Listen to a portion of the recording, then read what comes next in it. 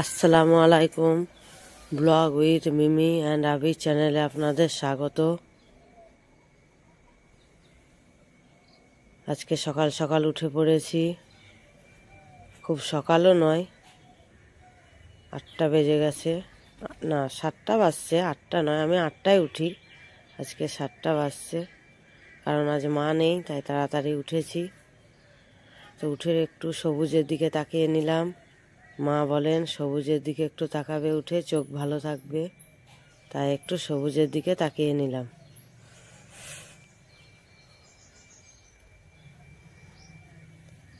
চাটা করব, কারণ সকালবেলায় উঠে মাই চাই করেন, আমাকে করতে দেন না। তা আজকে আমি চা করব। মা নেই যেহেতু, ডাক্তার দেখাতে গেছেন, রাত হয়ে গেছিল বলে আসতে পারেননি মা আর মিমির আব্বু।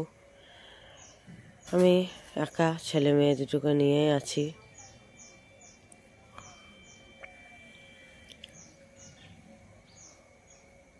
তো একটু চারিদিকটা ঘুরে নিলাম, এবার দেখি যাই চাটা বসিয়ে দেব। তো চাটা বসিয়ে দিয়েছি, মিমি খাবে, আর আবির এখনো ঘুমিয়ে আছে। আমাদের সপ্তাহে 2 দিন হাট হয়, তাই আজকে মিমির আব্বু নেই বলে খালুর কাছে গেলাম যে কিছু সবজি টবজি এনে দেবেন, তাই বলতে গেলাম মাসিদের বাড়ি। বলা হয়ে গেল, চলে এলাম। আসার পথে দেখি কিছু পায়রা চান করছে। আমার তো খুবই ভালো লাগলো। আমি একটু দেখলাম আমি একা একা কেন দেখবো, আপনাদেরকেও দেখাই কত ভালো লাগছে। হাঁসগুলোও চান করছে সকালবেলা। একটু দাঁড়িয়ে গেলাম, আমার এগুলো দেখতে খুবই ভালো লাগে। তারপর দেখলাম না আর বেশিক্ষণ দাঁড়ানো যাবে না, বাড়িতে কাজ আছে, তো চলে এলাম। আবির ঘুমিয়ে থাকতে থাকতে চালের গুঁড়ো করেছিলাম, সেটা শুকিয়ে গেছে, ওটা চেলে নিলাম, কারণ চেলে আবার কোটোতে ভরে রেখে দিতে হবে। মিমি আবার চালের গুঁড়ো দিয়ে সব কিছু খেতে খুব পছন্দ করে। ও বলে, মা তোমরা ভাপা পিঠে খাবে, কিন্তু আমাকে চিতই পিঠা বানিয়ে দেবে। ও ভাপা পিঠে খুব একটা পছন্দ করে না। একদিন পাটিসাপটা বানাবো, ছিটের রুটি, এগুলো সব খেতেও খুবই ভালোবাসে। তাই চেলে নিলাম। দেখলাম আবির উঠলে তো আর হবে না, কোনো কাজই করতে দেবে না আমাকে। তো আমার চালা হয়ে গেল। তারপরে আমি এটা কোটোতে ভরে নিলাম।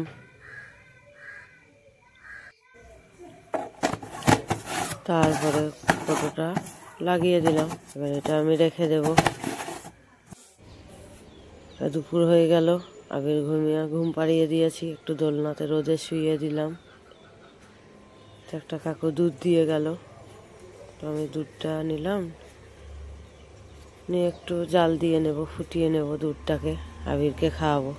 যদিও মিমির আব্বুর পছন্দ না, মিমির আব্বু চান যে কোটোর দুধ খাওয়াবো, কিন্তু আমি বললাম 1 বছর হয়ে গেছে, ডাক্তার খাওয়াতেই বলেছেন, 1 বছর পর খাওয়ানো যাবে, তা সেটা আমি খাওয়াবো।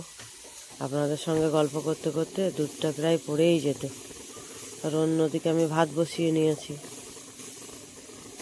তো দুধটা একটু দাঁড়িয়ে থেকে ফুটিয়ে নিলাম, নাহলে যদি আবার পড়ে যায় তাহলে আমার আবার কাজ বেড়ে যাবে, তখন আবার সব মোছা টোছা লেগে যাবে। এই সময় আবির ঘুমিয়ে আছে, যত তাড়াতাড়ি সম্ভব কাজটা আমায় সেরে নিতে হবে।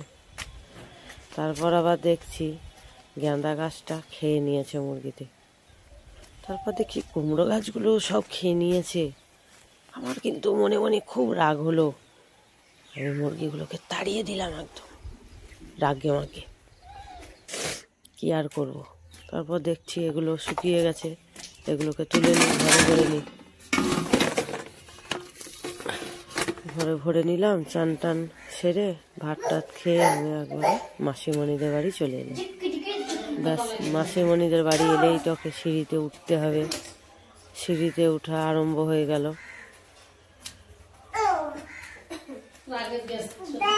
মাসিরা দরজা লাগিয়ে রেখেছেন যে এইটুকুই উঠুক, তারপর বাকিটুকু উঠতে হবে না, এখন পড়ে যাবে না কি। তো মিমিকে বলছে খুলে দাও খুলে দাও। মিমিকে বললাম খুলে দিস না, ও বলুক, কিন্তু মিমিও তো শুনবে না, মিমিও খুলবে। মিমি বলছে না খুলে দিই, ছোটো ভাই যাক, আমি তো আছি না পেছনে, মা তোমার ভয় নেই। তো চলে গেল। আমিও পেছন পেছন গেলাম। তো দেখছি হ্যাঁ ও উঠছে, এমনভাবে উঠছে মনে হচ্ছে যেন হাঁটতে পারছে। হাঁটতে পারছে বলতে খুব একটা হাঁটতে পারে না, ওই ধরে ধরে কিছুতে সাপোর্ট দিয়ে হাঁটে, এইরকম হাঁটতে পারে না, আর কিছুক্ষণ দাঁড়িয়ে থাকে। এবার পেছনে কেউ না থাকলে আবার উঁকি মেরে দেখবে আমার পেছনে কেউ আছে কিনা। দেখে নিল কেউ নেই। মিমি তো আগে চলে গেল। মিমিকে বললাম ওকে নামিয়ে নিয়ে চলে আয়, আর ওপরে যেতে দিস না। তো মিমি ওকে নামিয়ে নিয়ে চলে এলো। তারপর ও আবার কান্নাকাটি শুরু করলো, বাইরে ঘুরতে যাবে। আমি কোলে নিয়ে একটু আবার বাইরে দাঁড়ালাম। ওকে বাইরে দাঁড়িয়ে দেখলাম একটা ছাগলের বাচ্চা জামা পরে দাঁড়িয়ে আছে। তো ওকে একটু দেখালাম। দেখিয়ে টেকে মিমি আবার বলল দাও মা, আমি একটু ওকে ঘুরিয়ে নিয়ে আসি। তো একটু ঘোরাতে নিয়ে চলে গেল। নিয়ে গেল, ঠিক আছে। আমিও বাড়ি চলে এলাম। দেখছি আবার মুরগিতে কুমড়ো গাছটা খাচ্ছে। কি আর করবো বলুন, আবার ডাকিয়ে দিলাম। তারপর একটু বাগানে ঘুরতে চলে এলাম, অনেক দিন বাগানে আসা যায়নি। তো কাঁঠাল গাছটা দেখলাম, আমার কাঁঠাল গাছটা খুবই ভালো লাগে। কাঁঠাল খেতে না যত ভালো লাগে, গাছটা খুবই ভালো লাগে, এঁচোড় ধরে থাকে, কত ভালো লাগে। এখানে কিছু ডাব ধরেছে, মাসিমণি অনেক শখ করে লাগিয়েছেন ডাবের জল খাওয়ার জন্য। আজকে আমার মনটা তো ভালো নেই, মা নেই বাড়িতে, ভালো লাগছে না কিছুই, এদিক সেদিক করে বেড়াচ্ছি। মা না থাকলে আমার কিছুই ভালো লাগে না। এদিকে মনও খারাপ আর শরীরও খারাপ, প্রচণ্ড ঠান্ডা লেগেছে, দুটোই খারাপ। আজ মন শরীর দুই খারাপ, কিন্তু কী আর করবো। এখানে দেখছি আম গাছে উই পোকা লেগেছে, ছাড়াতে হবে। এখানে একটা ছোট্ট চারা গাছ বেরিয়েছিল কাঁঠালের। তো মাসিমণিকে বললাম দেখি, লেবারটা এসেছে, বলি লাগিয়ে দিতে। তো মাসিমণি বললেন আর লাগাতে হবে না। আমি বললাম থাক না, আর একটা লাগিয়ে দিই, হয় হবে, দেখাই যাক না হচ্ছে কি না হচ্ছে। তো ওটাও লাগিয়ে দিয়েছি। তারপর দেখছি এখানে কাঁঠাল গাছে একটা ফুল এসছে, খুবই আনন্দ হলো। এই দেখুন একটা ছোট্ট ফুল, কুড়ি একদম। গত বছর যদিও একটা ছোট ধরেছিল, দেখা যাক এই বছর কি হয়। যা হবে হবে। তারপর একটু ঘোরাফেরা করলাম, চারিদিকটা দেখলাম। এখানে নলটা ফেলে রেখেছি, যখন তখন পানি দেওয়ার কাজে লাগে। পানি টানি দিই আর কি গাছগুলোতে, নালে করে। আর প্রচুর তো ঘাস, এত বীজ দেওয়া যাচ্ছে তবুও ঘাস হয়েই যাচ্ছে। এখানে আমি একটু আদা গাছ লাগিয়েছি, আদা গাছটা লাগালাম। এখানে একটা বেদানার গাছ, এর বয়স আমারও জানা নেই, এর ফুলও নেই ফলও নেই।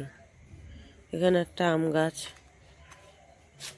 আর লেবু গাছটা কত বড় হয়েছে দেখুন, এরও ফুলও নেই ফলও নেই। এটা কিন্তু কেনা লেবু গাছটা। অনেকগুলো আম গাছ কেনা লাগানো হয়েছে। এই আম গাছটা আবার ছোট ছোট পাতা। গত বছর কিছু আম এসছিল, মুখগুলো লাল লাল। আমটা খুব একটা খেতে ভালো নয়, আবার খুব খারাপও নয়, একটু টক আছে, কিন্তু এই আমটা খুবই ভালো। এই বড় গাছটা লিচুর মতো থোকা থোকা আম ধরে, আর ছোট ছোট, আর প্রচণ্ড মিষ্টি, এক কথায় অপূর্ব। আমার তো খুবই ভালো লাগে। আর বাগানে এলেই তো আমি পেরে পেরে খাই,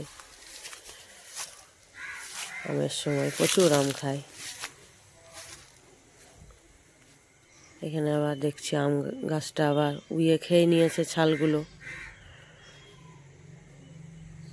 উই পোকাতে ছালগুলো সবই খেয়ে নিচ্ছে।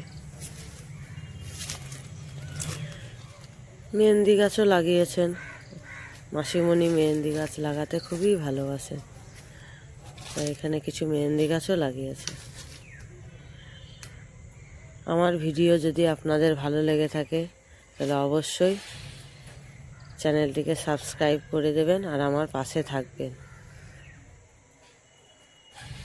আর আমার ভিডিও আপনাদের কেমন লাগলো অবশ্যই কমেন্টে আমাকে জানাবেন প্লিজ। সবাই ভালো থাকবেন, সুস্থ থাকবেন। টাটা।